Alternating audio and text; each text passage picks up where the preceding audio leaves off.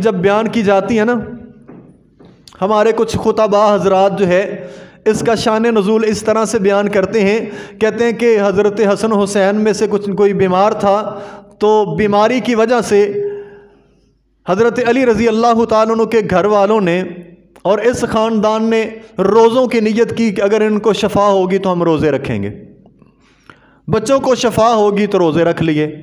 اب کچھ ہدار لے کر کے حضرت علی رضی اللہ تعالیٰ عنہ حضرت علی رضی اللہ تعالیٰ عنہ افطاری کے لیے کچھ آٹا لے کر کے آئے اور روٹیاں بنانا شروع کر دیں۔ کہتے ہیں جی انہوں نے روٹیاں بنائی، 5 روٹیاں بنائیں، 2 خود تھے، 1 لونڈی تھی اور 2 یہ بچے تھے۔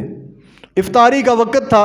ادھر سے یتیم نے آ کر کے سوال کیا تو 5 کی 5 روٹیاں اس کو دے دیں اور خود بھوکے رہے۔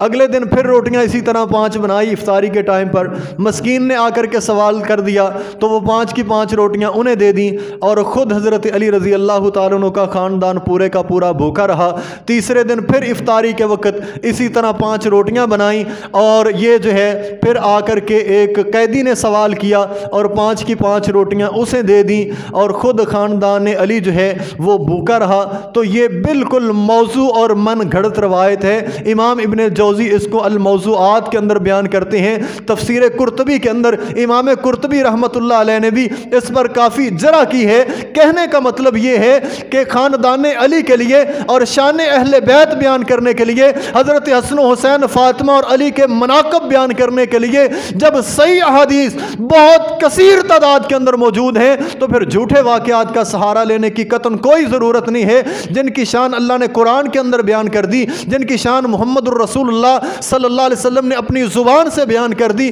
ان کی شان کے اندر اس طرح کے جھوٹے واقعات بیان کر کے کوئی اضافہ نہیں کیا جا سکتا۔ اب دیکھو یہ کوئی عقل مندی کی بات ہے، یہ کوئی دانائی کی بات ہے کہ یتیم نے آ کر کے سوال کیا، پورے کا پورا گھرانہ بھوکا تھا تو 5 کی 5 روٹیاں اسے دے دیں، 1 دی جا سکتی تھی، باقی 4 سے گھر چلایا جا سکتا تھا۔ اگلے دن بھی 1 دی جا سکتی تھی، باقی 4 سے گھر